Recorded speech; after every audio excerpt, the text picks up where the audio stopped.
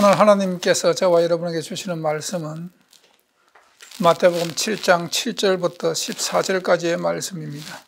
마태복음 7장 7절부터 14절까지의 말씀 제가 봉독합니다. 함께 보시죠. 구하라 그러면 너에게 주실 것이요, 찾아라 그러면 찾을 것이요, 문을 두드리라 그러면 너에게 열릴 것이니 구하는 이마다 얻을 것이요, 찾는 이가 찾을 것이요, 두드리는 이에게 열릴 것이니라. 너희 중에 누가 아들이 떡을 달라 하면 돌을 주며 생선을 달라 하며 뱀을 줄 사람이 있겠느냐. 너희가 악한 자라도 좋은 것으로 자식에게 줄 알거든 하물며 하늘에 계신 너희 아버지께서 구하는 자에게 좋은 것을 주지 않겠느냐. 그러므로 무엇인지 남에게 대접을 받고자 하는 대로 너희도 남을 대접하라. 이것이 율법이요 선지자니라.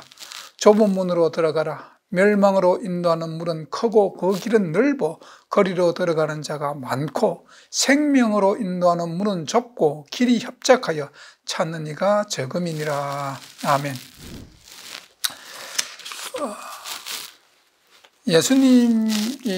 예수님께서 산상수훈은 이 하늘나라 복음이에요. 아담이 이 땅에 지음받고 인간이 타락한 이후에 4,000년이라는 기간 동안에 천국 복음이 온전히 전해진 적은 거의 없어요. 그래서 인간이 계속 아담 이후로 계속 그 인간의 본성이 타락되어 가지고 점점 하나님의 형상에서 멀어졌습니다. 그리고 예수님이 올 당시 4,000년이 역사가 지구 역사 4,000년이 지난 그 후에는 정말로 인간의 도덕이랄까 그런 것이 하나님의 형상하고는 너무나 거리가 먼, 갭이 너무나 큰 상태에서 지금 예수님께서 오셔가지고 타락한 인간의 본성에게 천국 복음을 전하는 거예요. 이것은 이 당시 유대인들에 해당되는 것이 아니라 아담 이후로 모든 자들의 귀를 기울여 들어야 될 진리의 참 진리예요. 그것이 산상수훈입니다. 오늘 이 시대 우리가 기독교인들이 반드시 알아야 될 하늘나라 복음의 진수입니다. 그게 산상수훈이에요. 주님께서 산상수훈에 말씀하시는데 이게 산에 많은 무리가 모여 있죠. 예수님께서는 당신의 말씀을 듣기 위해서 모인 무리들을 보시고 그 큰 무리가 정말 하나님의 사랑과 정말 자비를 식별하는 그런 사람들이 되기를 진심으로 바랐습니다. 무한하신 하나님의 사랑을 깨닫기를 정말 진심으로 바라고 또 하나님의 그 무한한 자비가 오늘 이 시간까지 우리에게 지속되어 있는 것을 이 시대의 사람들도 깨닫게끔 간절히 바라는 마음으로 지금 말씀하고 있는 겁니다. 우리는 성경을 보고 성경을 읽고 성경을 묵상하고 또 설교를 듣고 또 설교하는 분들도 설교를 할 때에 이 성경 말씀이 유대인들을 향해서 하는 말씀이 아니라 오늘 나에게 하는 말씀이라고 받아들일 때에 이 말씀이 내 심령을 깨우고 이 말씀이 내 영혼 속에 나를 생존 그렇게 생명력 있는 존재로 만드는 겁니다. 살아있는 존재로 만드는 거예요. 하나님의 모든 말씀은 성령의 감동으로 기록됐다고 성경은 말씀하고 있습니다. 그 성령의 감동을 내가 받아야 되는 거예요. 다른 사람이 받기를 바라는 것이 아니라 내가 받아야 되는 거예요. 그럴 때 이 성경이 내 속에서 역사합니다. 운동력이 있습니다. 하나님 말씀은 살아 운동력이 언제 있느냐? 이 말씀이 내게 해당될 때, 내가 이 말씀을 하나님께서 이 말씀을 내게 준 말씀이라고 받아들일 때에 그 말씀이 내 속에서 내 심령을 깨우고 내 속에서 살아 생명력이 있는 말씀이 되어서 나를 변화시키는 것. 지금 예수님의 산상수훈은 지금 유대인들이 새로운 사람으로 거듭나게끔 하기 위해서 지금 주님이 천국 복음을 전하는 겁니다. 오늘 이 시대에 많은 기독교인들이 물과 성령으로 거듭나야만 하늘나라 갈 수 있다는 그 예수님 니고데모에게 한 그 말씀을 삼겨야 합니다. 그래서 이 시대에 우리가 정말 마지막 시대인데 우리가 무엇을 구해야 하고 무엇을 찾아야 하고 무엇을 두드려야 하는가를 하나님께서 우리에게 오늘 본문 말씀을 통해서 제시해 주고 있는 겁니다. 우리는 이건 굉장히 중요한 겁니다.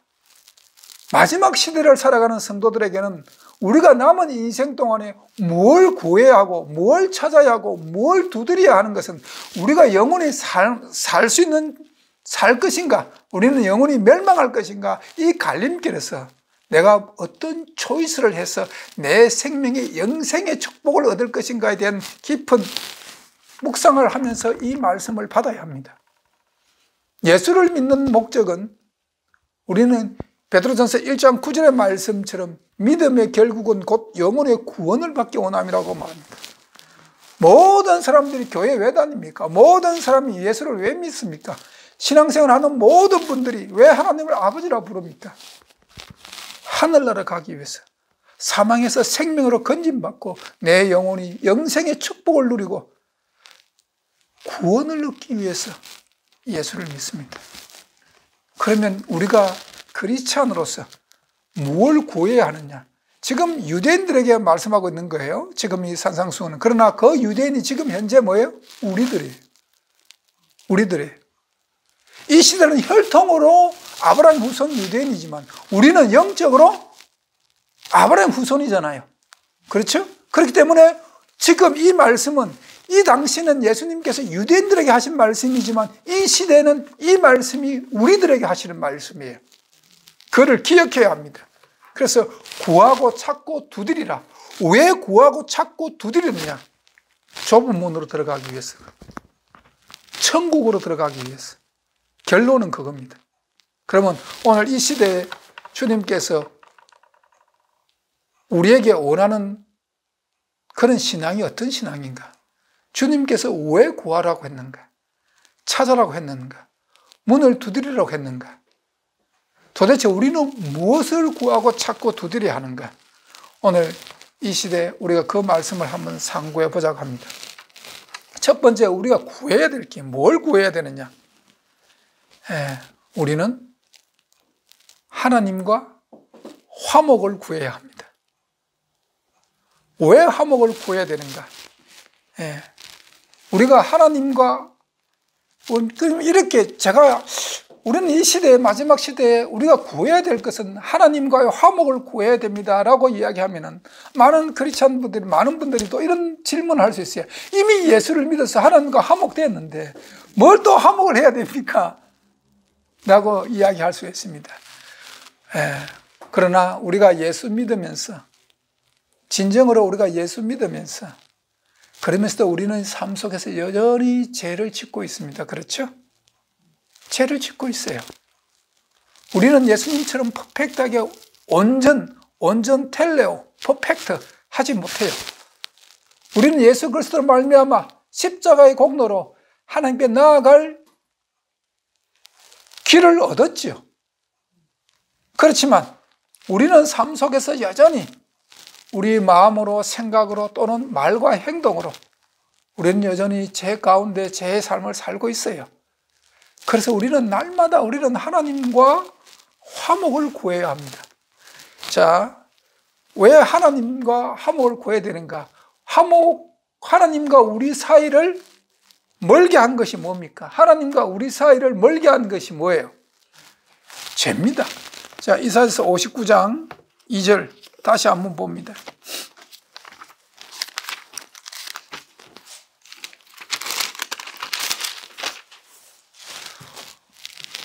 이사야 59장 2절입니다. 오직 너희 죄악이 너희와 너희 하나님 사이를 냈고 너희 죄가 그 얼굴을 가리워서 너희를 듣지 않으시게 함이라.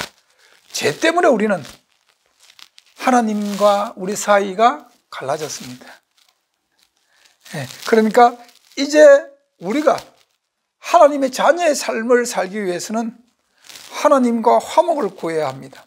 욥기서 22장 21절에도 욥도 그 고난 속에서 이것을 깨닫습니다. 욥기서 22장 21절 말씀 봅니다. 욥은 그 고난 속에서 깨닫습니다. 22장 21절에 너는 하나님과 화목하고 평안하라. 그리하면 복이 내게 임하리라. 우리 인간이 구해야 할 것은 하나님과의 화목입니다. 예, 이 마지막 시대를 살아가는 성도 여러분, 지금 주님의 재림에 임박하고 지금 하늘 성소에서 지금 심판하고 계시는 하나님, 그 예수님을 통해서 심판하시는 그 하나님과 우리는 화목해야 합니다. 네. 그러면 화목은, 우리가 하나님과 화목하는 방법이 뭡니까? 인간이 하나님과 화목할 수 있는 방법, 그것은 통회입니다. 회개입니다. 자, 시편 51편 보십니다.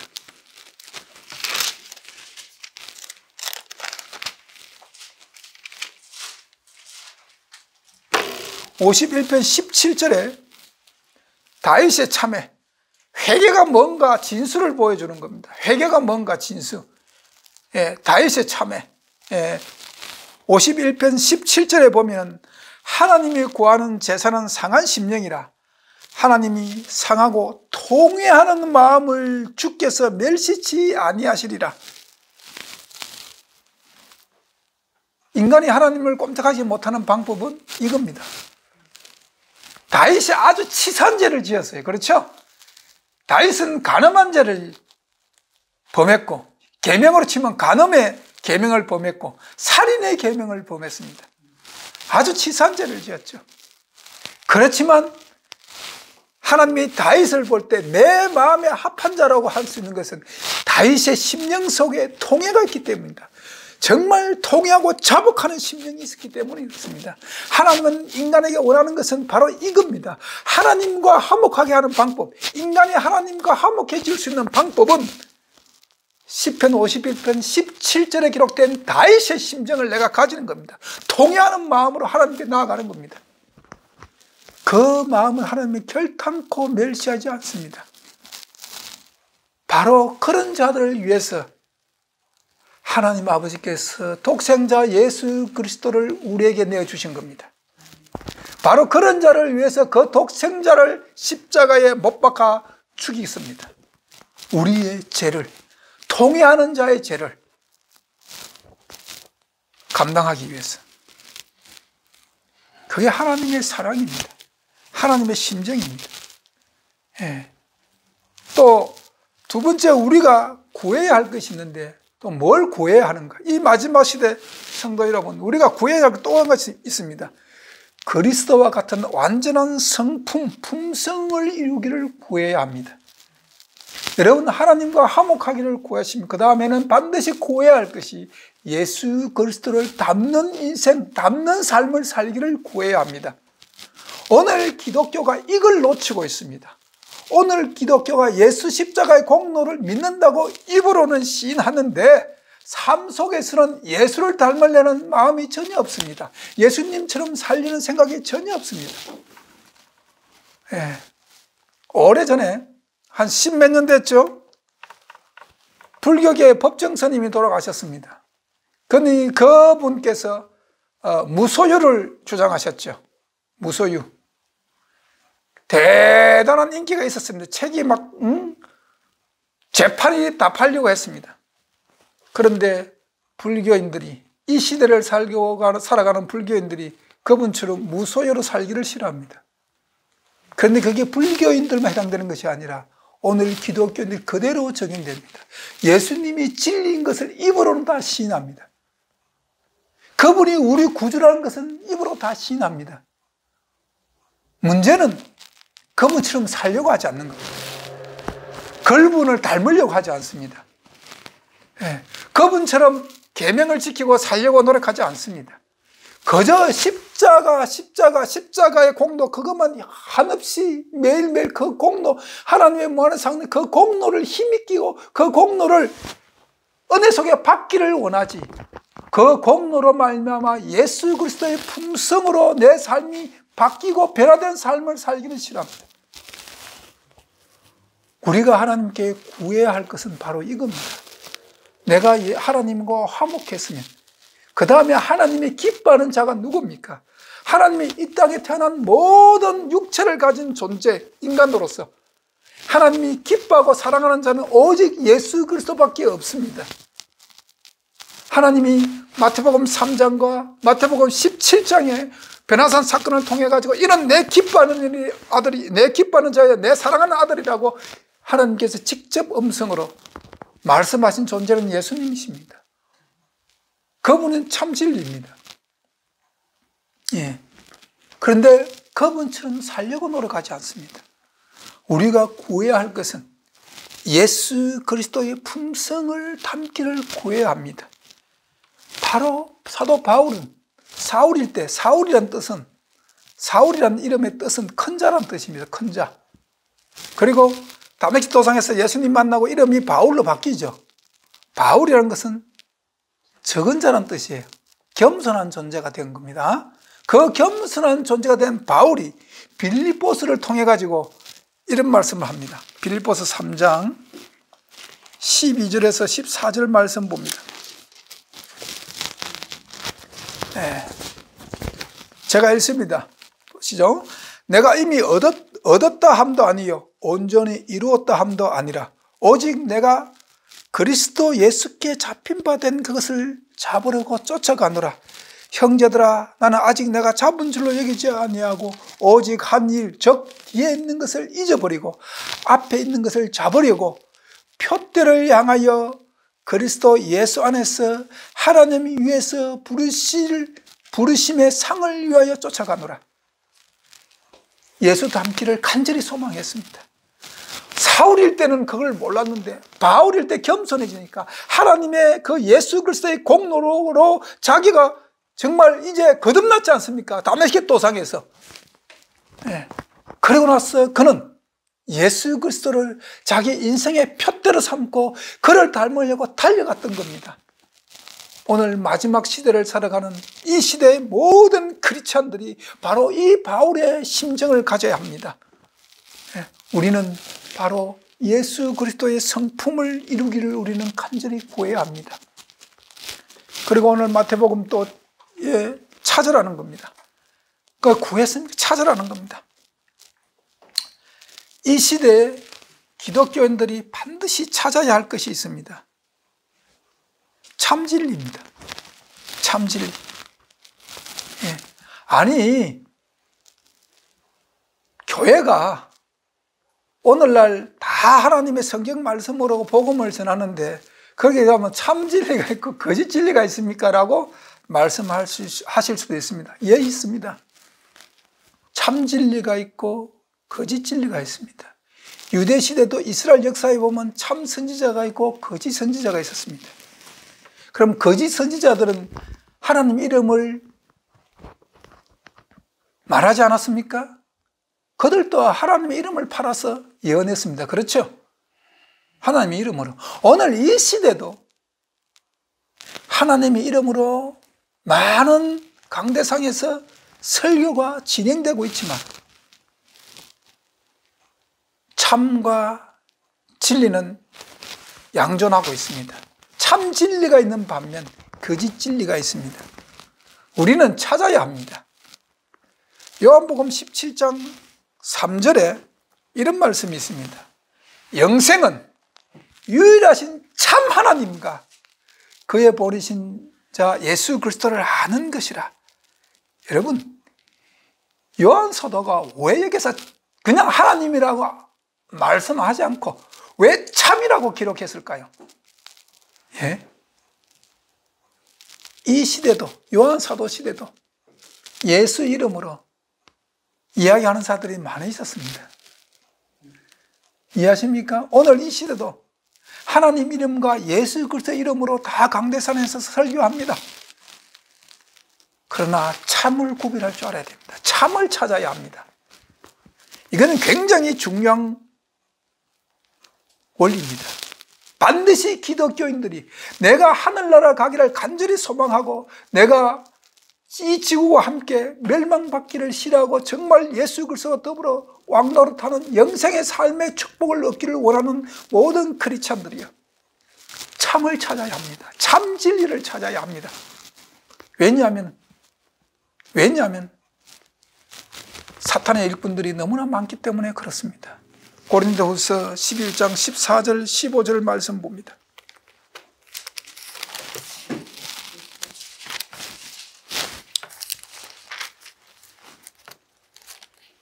고린도후서 11장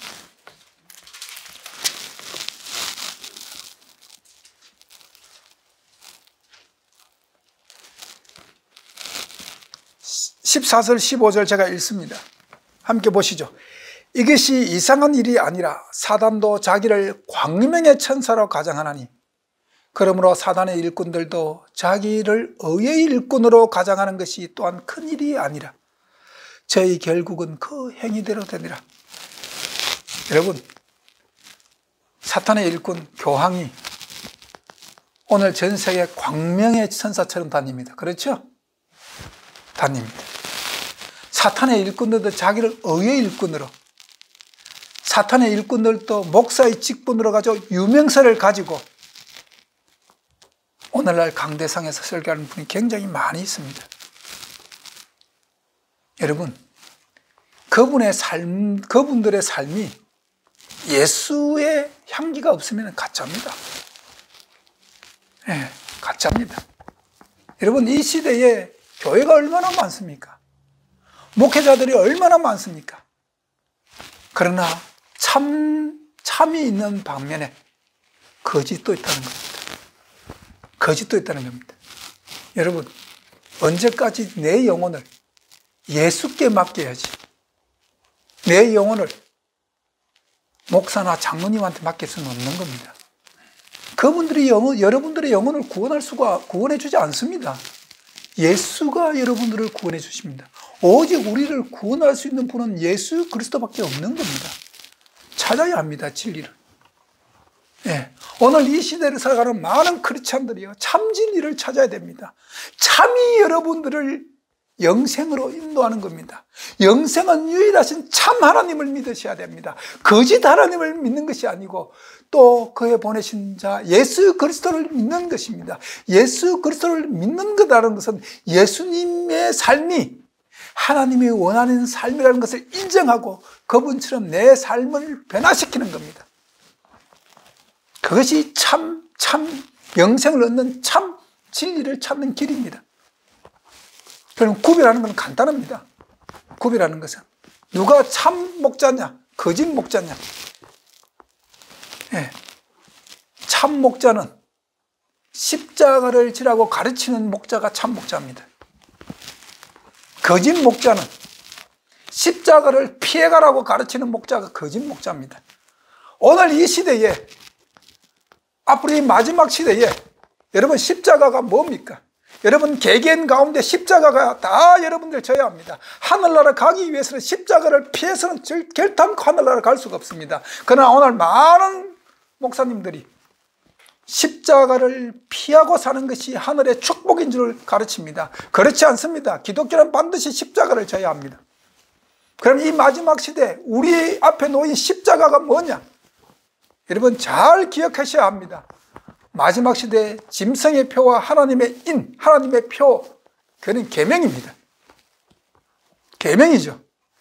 계명을 지킨 십자가, 이 마지막 시대의 십자가가 뭐냐? 하나님의 계명입니다. 특별히 안식일 계명은 여호와 하나님께서 우리에게 하나님의 인으로 보장해 준 날입니다.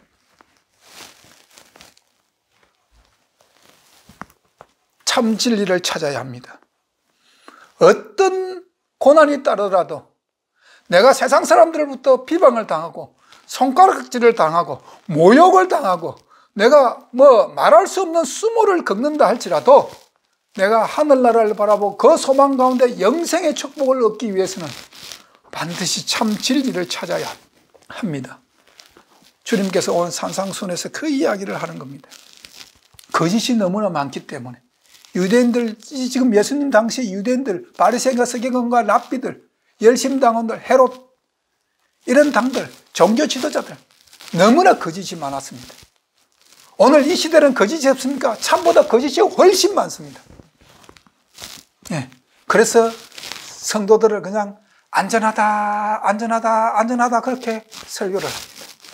마치 주진자 안에 개구리를 삶는 것처럼 아주 미불로 천천히 해가지고 결국 삼켜 죽게 만드는 것처럼 오늘날 그런 목자들이 많이 있습니다. 여러분, 참을 구별하셔야 됩니다.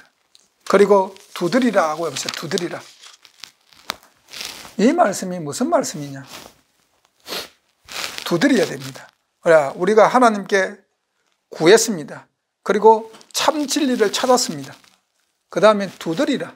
문이 열린다. 두드리란 말 뜻이 뭐냐면은 나를 참 진리 안에 구속을 시키라는 겁니다. 이게 쉽지 않습니다.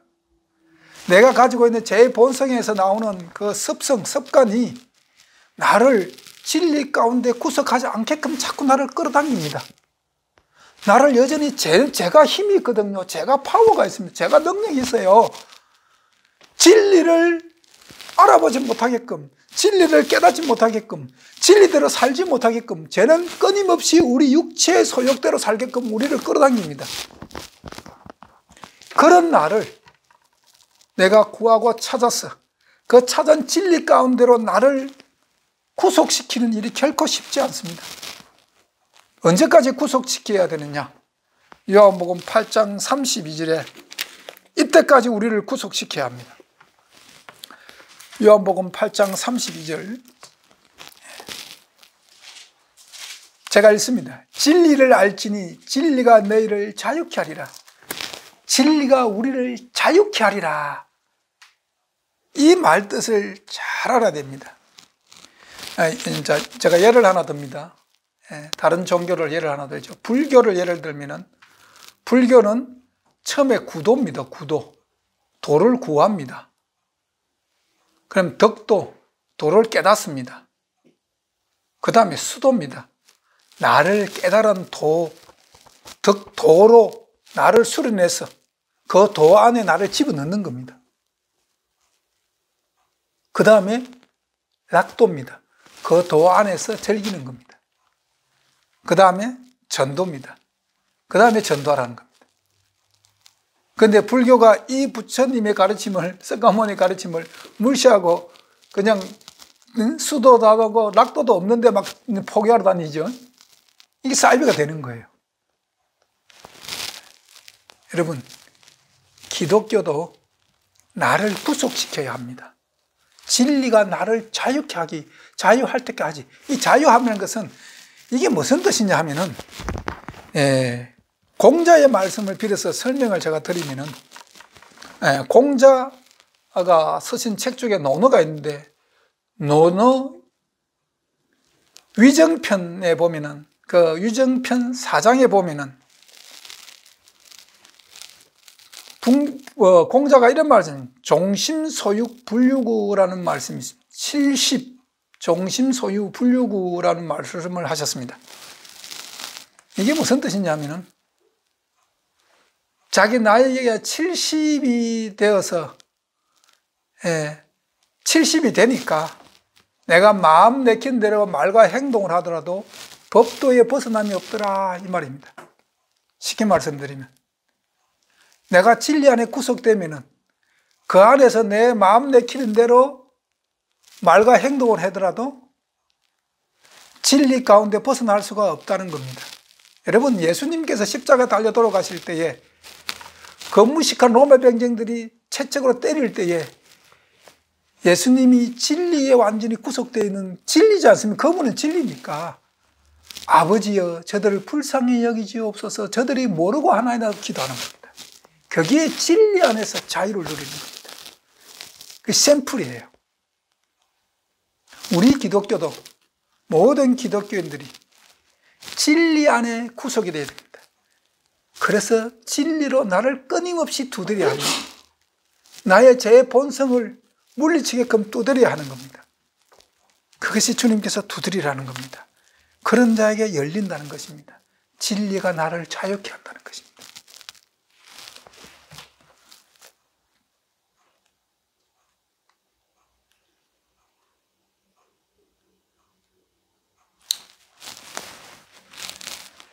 그래서 이 구하고 찾고 두드려야 되는 것, 하나님께서 정말 우리들에게 주기를 원하는 그 사랑, 하나님께서 정말 우리에게 상속해 주기 원하는 그 하늘나라, 그 축복, 그 축복, 그 간절한 심정을 오늘 이 예수님 당시 유대인뿐만 아니라 오늘 이 시대에 하나님을 아버지라 부르고 교회 나가서 예수 그리스도를 믿는다고 하는 모든 사람들 심령 속에 그 사랑을 올바로 깨닫게끔 하기 위해서 지금 예수님께서 예를 드는 것이 아비와 아들의 관계를 예를 드는 겁니다. 예. 아버지 하나님의 마음을 유대인들이요, 오늘 기독교인들이요, 제발 좀 알아라. 제발 좀 알아달라.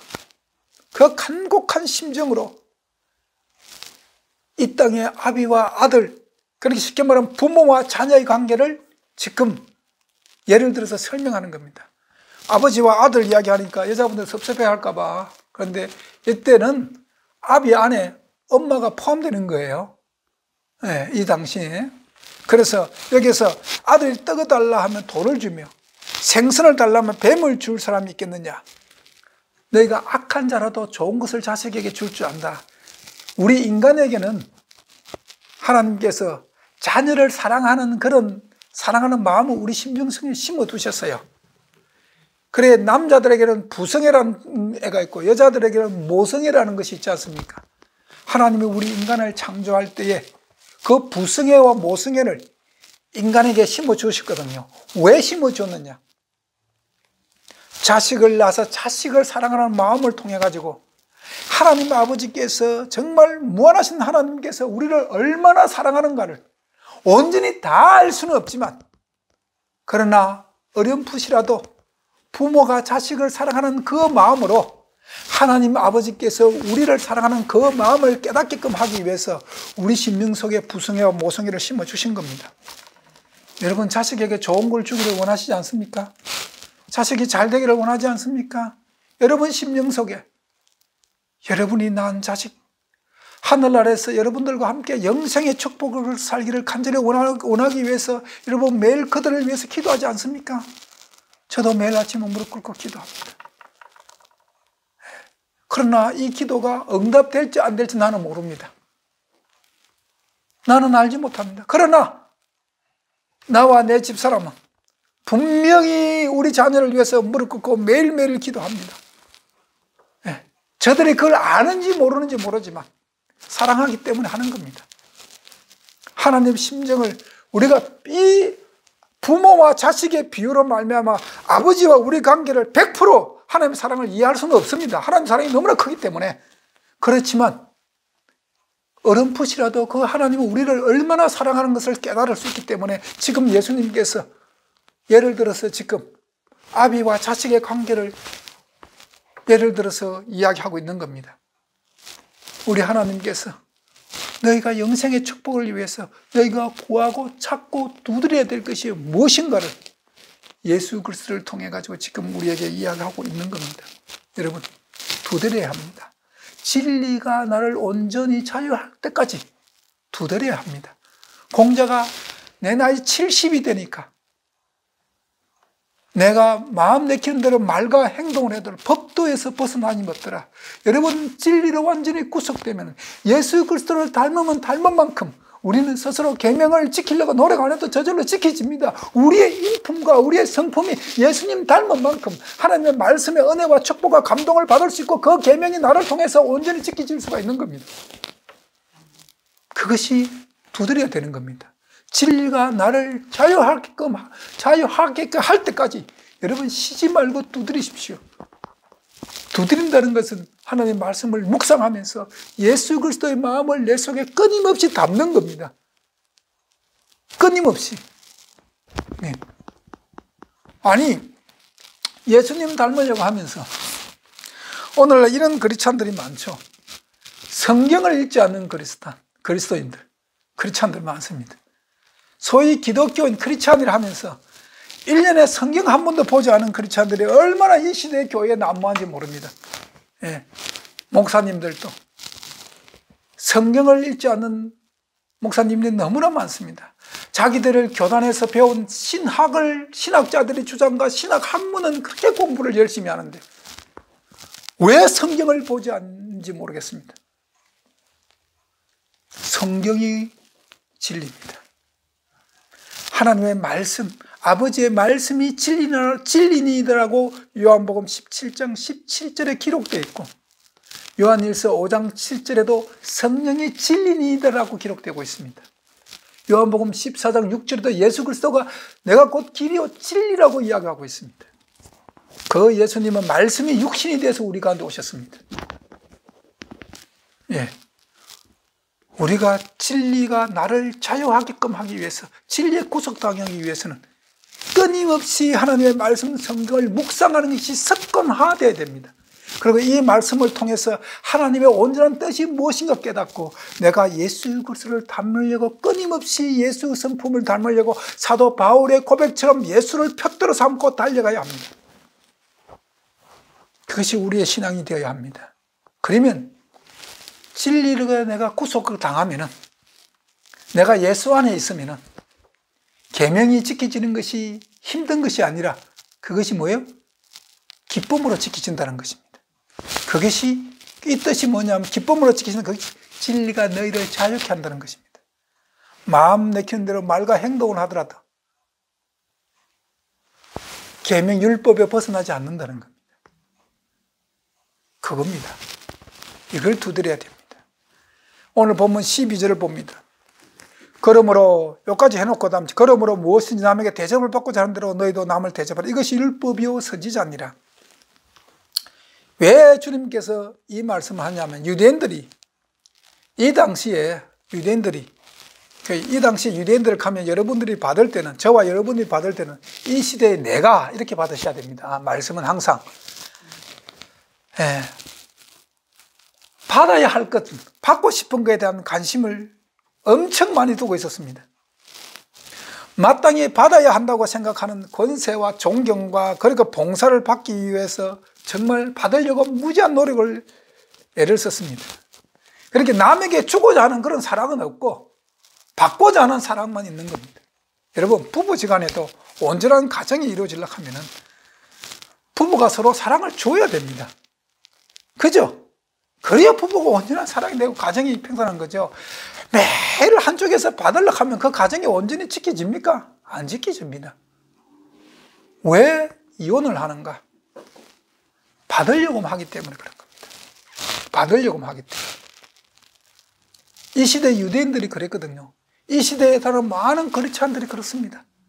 하나님의 사랑을 받으려 하고 사람으로부터 사랑을 받으려고만 합니다. 그러다 보니까 뭐 어떠냐? 자기 사랑만 꽉 차고 자기 중심적인 겁니다. 신앙도 자기 중심적으로 하게 되는 겁니다. 하나님의 말씀 중심이 아니라, 예수 그리스도 중심이 아니라 자기 중심적으로 신앙생활을 하게 됩니다. 말씀 성경 해석도 자기 중심적으로 해석하게 됩니다. 자기가 경험한 그것이 진리로 받아들이는 아주 잘못된 신앙생활을 하게 되는 겁니다. 네. 그들을 위해서 예수님께서 오늘 이 말씀을 하는 겁니다. 얼마나 받을 것인가 염려하지 말고 얼마나 줄 수 있는가를 염려하라는 겁니다. 너희가 하나님의 사랑을 받았느냐?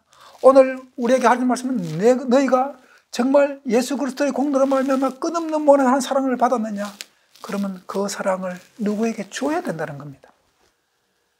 오늘날 계속 교회에서 많은 크리스찬들이 끊임없이 받으려고만 기도합니다. 줘야 합니다. 누가복음 12장 봅니다. 누가복음 12장에 어리석은 부자에 대한 비유가 나옵니다. 16절부터 21절까지 말씀 봅니다. 이 유대인들이 이 삶이었거든요. 그래서 예수님께서 이 말씀을 성경에 기록해놓고 말씀을 하신 겁니다. 유대인들이 항상 받기만 원하는 겁니다. 자기 중심, 남에게 베풀기를 싫어합니다. 남에게 사랑 주기를 싫어했거든요. 제가 읽습니다. 또 비유로 저에게 일러 가라사대 한 부자가 그 밭에 소출이 풍성하며 심중에 생각하여 가로되 내가 곡식 사둘 곳이 없으니 어찌할꼬 하고 또 가로되 내가 이렇게 하리라. 내 곡간을 헐고 더 크게 짓고 내 모든 곡식과 물건을 거기에 쌓아두리라.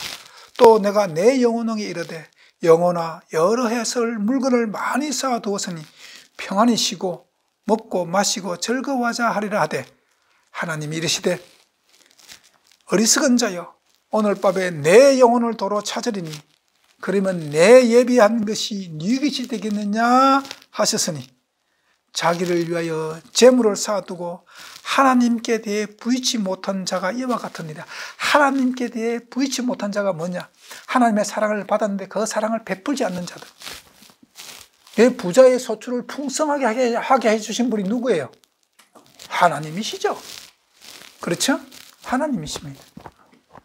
그런데 하나님의 은혜로 말미암아 풍성한 소출이 있는데도 그 은혜를 베푼 데 서지 않고 자기 육체를 위해서 뭐예요? 먹고 마시고 즐기자고 하는 이 부자가 어리석다는 겁니다. 오늘 이 시대를 살아가는 많은 크리스찬들이요, 하나님께서 여러분들에게 건강한 육체를 주셨습니다. 왜요? 이웃을 위해서 봉사라고. 여러분들에게 하나님께서 물질의 축복을 주셨습니다. 왜요? 가난한 자를 돌아보라고. 네. 우리의 모든 것은 하나님께로부터 온 은혜와 축복입니다. 네. 그래서 남에게 대접받고자 하는 대로 너희가 남을 대접하라. 먼저 대접하라는 겁니다. 이것이 사랑입니다. 여기서 이게 12절 하반부에 이것이 율법이요 선지자니라 하는 뜻이 뭐냐면 이것이 하나님의 법, 하나님의 사랑이고 이 뜻대로 행하는 자가 곧 하나님이 보낸 참 선지자란 뜻입니다. 베풀어야 됩니다. 그리고 지금 13절, 14절에 좁은 문이 나오죠. 그런데 지금 주님께서 구하고 찾고 두드리고 그리고 사랑을 실천하라, 남을 대접하라 하고 하는데 그 바로 밑에 좁은 문으로 들어가라 이렇게 나옵니다. 왜? 사람들이 싫어한다는 뜻이에요. 하나님의 계명을 지키면서 하나님의 온전한 사랑을 삶 속에서 실천하고 사는 사람들이 많지 않다는 겁니다. 싫어한다는 겁니다. 그래서 예수 그리스도가 전해주신 산상수훈의 천국 진리의 복음을 받아들이고 그 복음의 참뜻을 깨닫고 그 복음대로 살고자 하는 자가 결코 많지 않을 것이라는 것을 예수님께서 직접 말씀하시는 겁니다. 오늘날 전 세계 기독교 인구가 약 12억이라고 통계는 이야기합니다. 제가 안 세어봐서 모릅니다. 저는 모릅니다. 하지만 통계로 그렇게 나와 있다고 책에 기록이 되어 있으니까 저는 그렇게 말씀드립니다. 교회 나오는 모든 분들이 12억이나 되는 인구들이 다 하늘나라를 가면 얼마나 좋겠습니까? 정말 저도 간절히 바랍니다. 예수를 믿는 모든 분들이 예수님 닮아서 다 하늘날 가기를 온전히 원합니다. 그런데 성경은 분명히 이야기합니다. 좁은 문으로 간 생명으로 인도하는 문은 좁고 그 길이 협착하여 찾는 이가 적다는 겁니다. 길이 협착하겠습니까? 여기 말뜻을 잘 알아들어야 됩니다. 자, 멸망의 길은 문이 크고 그 길이 넓어 거리로 들어가는 사람이 많고 생명으로 인도하는 문은 좁고 길이 협착하여 찾는 이가 적다는 겁니다. 여러분, 정말로 큰 문이 있고 좁은 문이 있습니까? 아닙니다. 문은 처음부터 똑같은 그 상태로 문이 뭐 커지고 어려운 게 없습니다. 문은 처음부터 멸망의 문이 있고 영생에 가는 그 하늘나라 가는 문이 있는 겁니다. 그런데 왜 큰 문이라고 표현되어 있고 좁은 길, 협착한 길이라고 표현되었느냐 하면은 이게 이제 마태복음 19장 부자 청년 이야기하고 비슷한 내용인데 문은 똑같이 있는데 사람의 욕심이 그 길을, 그 문을 크게 만드는 겁니다. 잘 이해되시죠? 인간의 욕심이 계속 늘어나서 멸망으로 가는 그 길을 넓고 큰 문으로 만들어 버리는 겁니다. 그리고 좁은 길로 가는 길이 왜 협착하냐? 가는 사람이 없다는 겁니다. 별로 없다는 겁니다. 아주 적은 사람이 간다는 겁니다. 왜 이 길을 가려면은 내 육체의 소욕을 버려야 되거든요. 넓은 길, 멸망의 길은 내가 가지고 있는 육체의 소욕을 하나도 안 버리려고 하는 사람은 다 멸망의 길을 가는 겁니다. 그러나 좁은 길은 예수님처럼 살고자 하는 자가 가는 길입니다. 자기를 부인하고 자기 십자가를 지는 자가 가는 길입니다. 결코 많은 자가 가지 않는 겁니다. 오늘날 많은 크리스찬들이 교인의 수준에 머물러 있는 겁니다. 여러분, 교인은 하늘나라 갈 수가 없습니다. 교회 다닌다고 하늘나라 간다고 생각하는 것 그 자체를 버려야 합니다. 하늘나라는, 좁은 문 넓은 문 하늘나라는 교인이 가는 것이 아니라, 교인들이 구원받는 것이 아니라, 구원은 누가 받느냐? 예수님 닮아서 자기를 부인하고 자기 십자가를 지는 자들이 구원받습니다. 이런 자들을 뭐라고 이야기하느냐? 성도라고 이야기합니다. 성도. 그래서 하늘나라는 교인이 가는 것이 아니라 성도가 가는 것입니다. 그리고 이 시대도 아담 이후로 이 지구 종말에 가까운 이 시대까지도 모든 시대의 사람들이 입으로 하나님을 부른 자들이 많았지만 구원의 방주에 들어가는 사람은 소수였습니다. 항상. 여러분, 좁은 문으로 들어가야 됩니다. 구원받은 자는 결코 많지 않습니다. 그러나 하나님께서 마지막 시대까지 자기 택한 백성들을 불러낼 것입니다. 그건 하나님의 약속이기 때문에 그렇습니다. 그러나 그 백성들이 많지 않다는 것입니다. 여러분, 기억하십시오. 여러분들이 이 참 진리를 발견하고 이것을 깨닫고 이 진리의 복음 안에 들어왔다는 것은 하나님의 엄청난 축복입니다. 그렇게 들어왔으면 이제는 버려야 합니다. 사도 바울도 뒤의 것을 바라보지 않고 오직 앞에 있는 예수 그리스도를 보고 달려가노라. 빌립보서 3장 말씀을 기억하십시오. 이게 크리스찬의 참 신앙입니다. 우리가 찾고 구하고 두드려야 할 것은 왜 찾고 구하고 두드려야 되는가? 좁은 길로 가기 위해서입니다.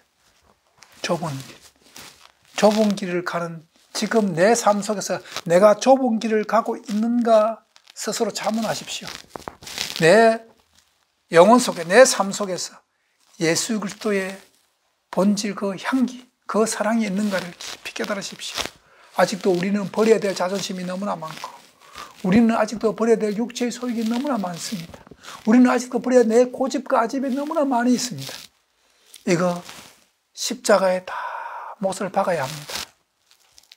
여러분, 예수님께서 이 시대에 우리를 향해서 하시는 말씀입니다.